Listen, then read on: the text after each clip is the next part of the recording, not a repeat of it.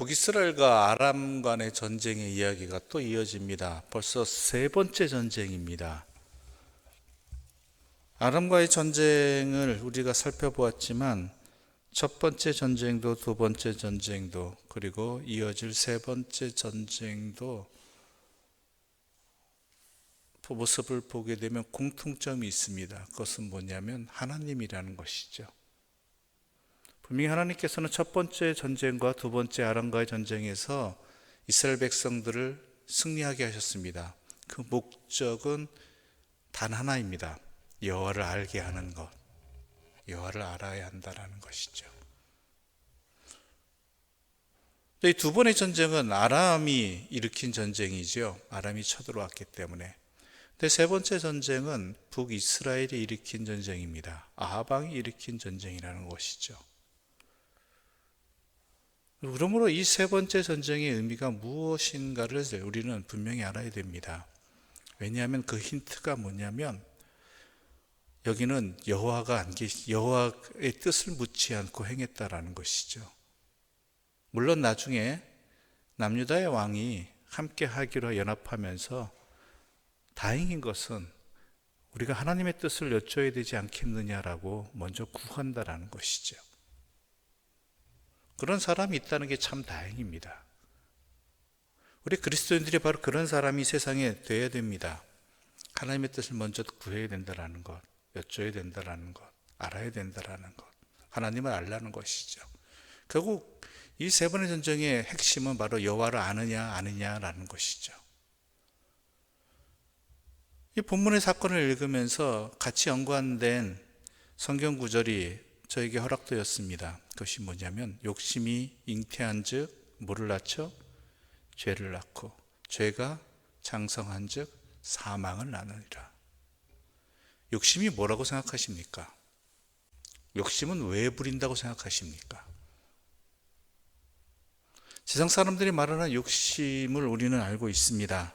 그러나 성경에서 말하는 욕심은 죄와 연결 지어 볼 때 분명합니다. 뭐냐? 욕심은 왜 생기고 왜 부리게 되느냐? 하나님을 알지 못할 때입니다. 죄는 무엇입니까? 하나님 뜻과는 상관없이 행하거나 하나님의 뜻을 거역하사 행하는 모든 행위들.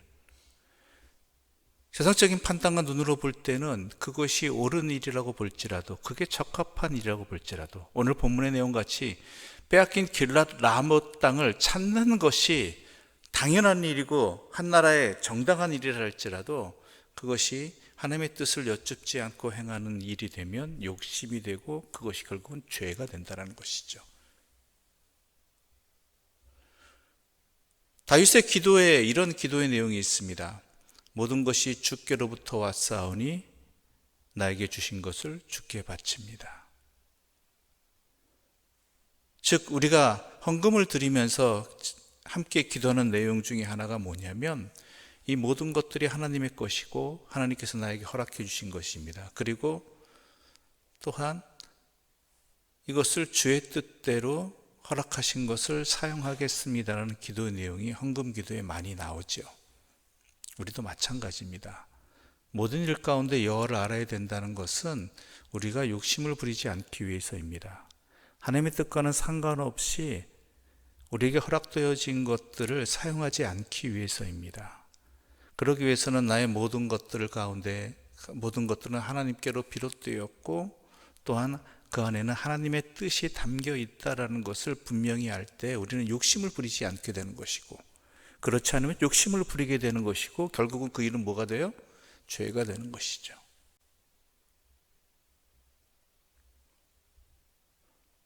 하나님 뜻과 상관없이 행동하는 모든 것들은 죄가 되는 것입니다. 그런데 이 죄가 장성한 즉 어떻게 됩니까? 사망이 되는 것이죠. 결국 아람과의 세 번째 전쟁은 하나님의 뜻과는 상관없이 일어난 전쟁입니다. 하나님의 뜻을 거역한 전쟁입니다. 오죽하면 하나님의 선지자 미가야가 하나님께서 아합을 죽이기 위해서 이런 일을 행했다라고, 이런 일을 허락하셨다라고 말씀하실 정도 아닙니까?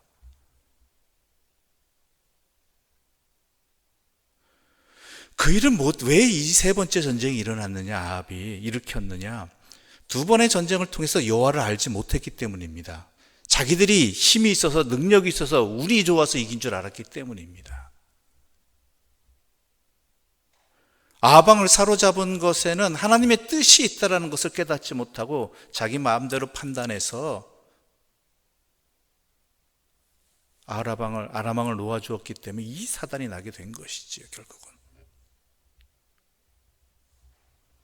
결국 여기까지 이른 것은 하나님께서 아람과의 전쟁에서 승리하게 하신 일을 통해서 여호와를 알지 못했기 때문에 벌어진 일이고, 그것이 결국 욕심이 되었고 죄가 되었고 결국 자신의 목숨을 끊게 되는, 잃게 되는 사망까지 이르렀다라는 것이죠.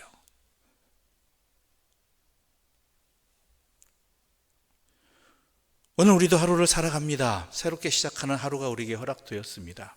근데 이 날을 주신 분은 누구십니까? 하나님이시라는 것이죠. 분명히 아셔야 됩니다. 그렇다면 이 날을 나에게 허락해 살게 하신 하나님의 뜻이 무엇인지를 우리는 또한 구해야 되고, 주의 말씀대로 살아가는 자가 될 때 우리는 이 하루를 욕심의 날이 아니라 주님과 함께하는 참된 생명의 날로 살아갈 수 있는 것이고, 그럴 때 이 하루가 죄를 짓는 하루가 아니라 주님의 뜻을 따르는 순종의 날이 되는 것이고, 그럴 때 생명의 날이 될 수 있는 것이지요. 모든 일이 다 마찬가지입니다. 우리가 기도하는 것들도 그 이유 때문입니다. 하나님의 말씀을 읽는 것도 그 이유 때문입니다. 그리고 예배를 드리는 이유도 바로 그 이유도 들어 있습니다. 물론 예배는 하나님께 나를 온전히 드리는 자리이기도 하지만, 그것을 통해서 하나님의 뜻을 알아가는, 하나님을 알아가는 소중한 하나님의 은혜의 자리가 되는 것이지요. 여러분, 다시 한번 말씀드립니다. 욕심은 다른 것 아닙니다. 나에게 모든 것을 주신 분은 하나님이시라는 것을 잃어버릴 때, 생각하지 않을 때 생겨나는 것이 욕심이고, 하나님과 상관없는, 하나님의 뜻에 따르지 않는 모든 것들은 죄가 되는 것이고, 결국 그것은 내 자신을 사망으로 이끌 뿐만 아니라 다른 사람도 또한 사망으로 이끌어가게 되는 그러한 결과로 이어지게 된다는 것입니다. 여호와를 아는 것이 우리에게 힘입니다. 여호와를 구하는 것이 우리에게 생명입니다. 그러므로 여호와 알기를 즐거워하시고 여호와 알기를 힘써하는, 모든 일 가운데 여호와의 뜻을 구하는 복된 삶을 살아가시는, 생명의 삶을 살아가시는 주님의 사람들 되시기를 간절히 소망합니다. 기도드리겠습니다. 하나님 아버지, 감사합니다. 우리는 습관적으로 살아온 하루하루였습니다. 또한 모든 일은 당연히 그러려니 하고 넘어갔던, 지금까지 그렇게 살아왔고 세상이 그렇게 살아가고 또한 그렇게 성공한 사람들이 있으니까 그렇게 살아가는 것이 맞다고 살아온 세월들과, 또한 우리에게 허락되어진 모든 것들을 그렇게 사용하였습니다. 그러다 보니까 하나님을 알지 못하였습니다. 하나님을 안다고 해도 어느 일부분에서만 알고, 또한 나의 삶의 전부가 아니라 그 가운데 일부만 하나님의 뜻대로 살아가면 된다라고 생각하기도 하였습니다. 그러나 우리들의 어리석음을 이 말씀으로 이 새벽 깨우쳐 주시고, 또한 돌이킬 수 있는 기회를 주신 것 너무나 감사합니다. 우리가 모든 일들을 통해서 하나님을 알게 하여 주시옵소서. 하나님의 뜻에 따르는 삶을 살게 하여 주시옵소서.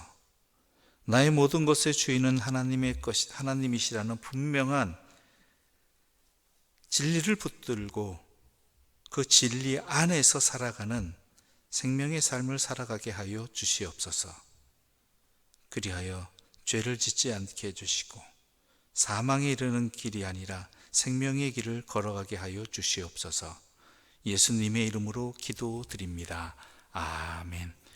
하늘에 계신 우리 아버지, 아버지의 이름을 거룩하게 하시며 아버지의 나라가 오게 하시며 아버지의 뜻이 하늘에서와 같이 땅에서도 이루어지게 하소서. 오늘 우리에게 일용할 양식을 주시고 우리가 우리에게 잘못한 사람을 용서하여 준 것 같이 우리 죄를 용서하여 주시고 우리를 시험에 빠지지 않게 하시고 악에서 구하소서. 나라와 권능과 영광이 영원히 아버지의 것입니다.